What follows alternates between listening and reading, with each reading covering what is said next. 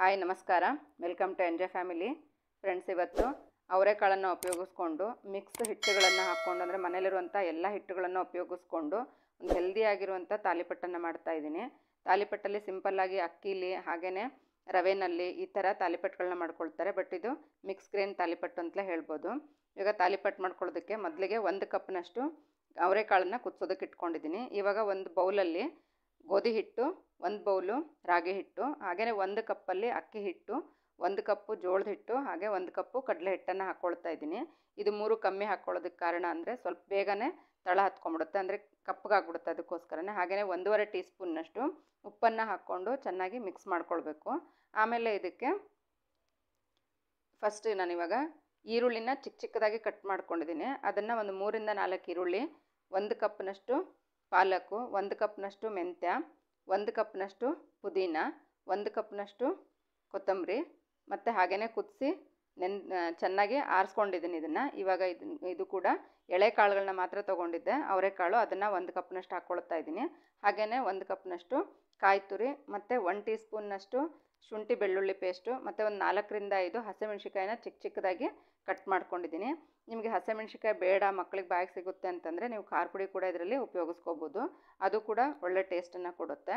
ಈಗ ಇದನ್ನು ಚೆನ್ನಾಗಿ ಹಿಟ್ಟನ್ನು ಮತ್ತು ಹಾಕಿರುವಂಥ ಸೊಪ್ಪುಗಳನ್ನೆಲ್ಲ ಮಿಕ್ಸ್ ಮಾಡ್ಕೊಂಡು ಆದಮೇಲೆ ಇದಕ್ಕೆ ಸ್ವಲ್ಪ ಬೆಚ್ಚಗಿರೋ ನೀರನ್ನು ಮಾಡ್ಕೊಂಡು ಹಾಕ್ಕೋಬೇಕು. ತುಂಬ ಬಿಸಿಯಾಗಿ ಹಾಕ್ಕೊಳ್ಳೋದಕ್ಕಿಂತ ಸ್ವಲ್ಪ ಬೆಚ್ಚಗೆ ಹಾಕ್ಕೊಂಡ್ರೆ ಸಾಕು, ಯಾಕಂದರೆ ಇದರಲ್ಲಿ ಗೋಧಿ ಹಿಟ್ಟು ಮತ್ತು ಕಡಲೆ ಹಿಟ್ಟಿರೋದ್ರಿಂದ ನಮಗೆ ರೊಟ್ಟಿ ತಟ್ಟೋವಾಗೇನು ಕಷ್ಟ ಆಗಲ್ಲ. ಅದಕ್ಕೋಸ್ಕರ ಸ್ವಲ್ಪ ಬೆಚ್ಚಗಿರೋ ನೀರನ್ನು ತೊಗೊಳ್ಳಿ. ನಾನಿಲ್ಲಿ ಅವರೆಕಾಳನ್ನು ತೊಳ್ಕೊಂಡು ಕುದಿಸೋಕೆ ಹಾಕ್ಕೊಂಡಿದ್ದು, ಅದರಿಂದ ಅವರೆಕಾಳಲ್ಲಿ ತೊಳೆದಿರೋಂಥ ನೀರನ್ನು ಕೂಡ ಹಾಕ್ಕೊಂಡು ಉಪಯೋಗಿಸ್ಕೊಂಡಿದ್ದೀನಿ.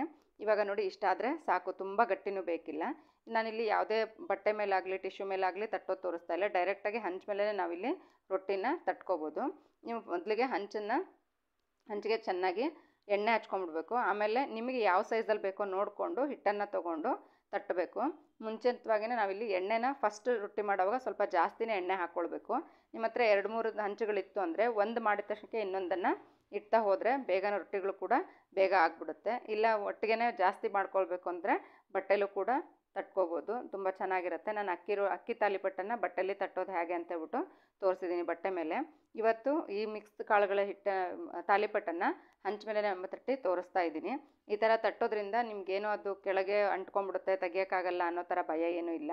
ಇವಾಗ ಚೆನ್ನಾಗಿ ಸೈಡ್ಗೆ ಮೊದಲಿಗೆ ಎಣ್ಣೆ ಹಾಕ್ಕೋಬೇಕು. ನಾನು ಮುಂಚೆನೇ ಹೇಳ್ದಂಗೆ ಫಸ್ಟ್ ಮಾಡೋ ರೊಟ್ಟಿಗೆ ಚೆನ್ನಾಗಿ ಜಾಸ್ತಿ ಎಣ್ಣೆ ಹಾಕ್ಕೊಂಡ್ರೆ ಹಂಚು ಕೂಡ ಹದವಾಗುತ್ತೆ. ಅದರಿಂದ ಇವಾಗ ಮಧ್ಯದಲ್ಲಿ ಹೋಲ್ಗಳನ್ನ ಮಾಡ್ಕೊಳ್ತಾ ಇದ್ದೀನಿ. ಹೋಲ್ ಮಾಡ್ಕೊಳ್ಳೋದು ಯಾಕೆ ಅಂದರೆ ನಮಗೆ ಅಲ್ಲಿ ಏರ್ ಬಬಲ್ ಆಗಿ ಮಧ್ಯದಲ್ಲಿ ಉಬ್ಬಲ್ಲ, ಆವಾಗ ನೀಟಾಗಿ ಎಲ್ಲ ಕಡೆಗೂ ಬೆಂದ್ಕೊಳ್ಳುತ್ತೆ, ತಳದಲ್ಲೂ ಕೂಡ ಬೆಂದ್ಕೊಳ್ಳುತ್ತೆ. ನೋಡಿ, ಇವಾಗ ತಾಲಿಪಟ್ಟು ಒಂದು ಸೈಡಲ್ಲಿ ಬೆಂದಾಗಿದೆ. ಇವಾಗ 2 ಸೈಡಲ್ಲೂ ನಾವು ಬೇಯಿಸ್ಕೋಬೇಕು, ಮತ್ತು ಇದನ್ನು ಆದಷ್ಟು ಸಿಮ್ಮಲ್ಲಿ ಇಟ್ಕೊಂಡೇ ಬೇಯಿಸ್ಕೊಳ್ಳಿ. ಯಾಕಂದರೆ ಇದರಲ್ಲಿ ಕಡಲೆ ಹಿಟ್ಟು ಮತ್ತು ಜೋಳದ ಹಿಟ್ಟನ್ನು ಹಾಕ್ಕೊಂಡಿದ್ದೀವಲ್ಲ, ಅದು ಬೇಗ ಕೆಂಪಗಾಗ್ಬಿಡುತ್ತೆ, ಅದಕ್ಕೋಸ್ಕರನೇ. ಇವಾಗ ನಾವು 2 ಕಡೆಗೂ ಎಣ್ಣೆ ಹಾಕ್ಕೊಂಡು ನೀಟಾಗಿ ಬೇಯಿಸ್ಕೊಂಡ್ರೆ ರೆಡಿ ಆಯಿತು. ತುಂಬ ರುಚಿಯಾಗಿರೋಂಥ ಹೆಲ್ದಿಯಾಗಿರೋಂತಹ ತಾಲಿಪಟ್ಟುಗಳು ರೆಡಿಯಾಗಿದೆ. ಅವರೆಕಾಳು ಹಾಕ್ಕೊಳ್ಳೋದ್ರಿಂದ ಇದರ ಟೇಸ್ಟ್ ಕೂಡ ಸ್ವಲ್ಪ ಡಿಫ್ರೆಂಟಾಗಿ ಬರುತ್ತೆ. ಮತ್ತು ನಿಮ್ಗೆ ಯಾವುದೂ ತರಕಾರಿ ಬೇಡ, ಜಸ್ಟ್ ಅವರೆಕಾಳಲ್ಲಿ ಮಾಡ್ಕೊಳ್ತೀನಿ ಅಂದರೆ ಅವರೆಕಾಳು ಕೂಡ ಹಾಕ್ಕೋಬೋದು. ಇಲ್ಲೇ ಸ್ವಲ್ಪ ರಾಗಿ ಕಲರೇ ಜಾಸ್ತಿ ಕಾಣಿಸ್ತಾ ಇದೆ, ಯಾಕಂದರೆ ರಾಗಿ ತನ್ನಿರೋದನ್ನು ತೋರಿಸ್ಕೊಳುತ್ತೆ ಫ್ರೆಂಡ್ಸ್. ಅದರಿಂದ ರಾಗಿ ಹಿಟ್ಟು ಕೂಡ ತುಂಬ ಒಳ್ಳೆಯದು. ಇದನ್ನ ಚಟ್ನಿ ಜೊತೆಗೆ, ಇಲ್ಲ ಅಂತಂದರೆ ನೀವು ಯಾವುದಾದ್ರೂ ಚಟ್ನಿ ಪುಡಿಗಳ ಜೊತೆ ಕೂಡ ಉಪಯೋಗಿಸ್ಕೋಬೋದು. ತುಂಬ ರುಚಿಯಾಗಿರೋಂಥ ತಾಲಿಪಟ್ಟು ರೆಡಿಯಾಗಿದೆ. ಇವತ್ತಿನ ರೆಸಿಪಿ ಇಷ್ಟ ಆಗಿದ್ದರೆ ಲೈಕ್, ಕಮೆಂಟ್ ಮತ್ತು ಶೇರ್ ಮಾಡಿ. Thank you.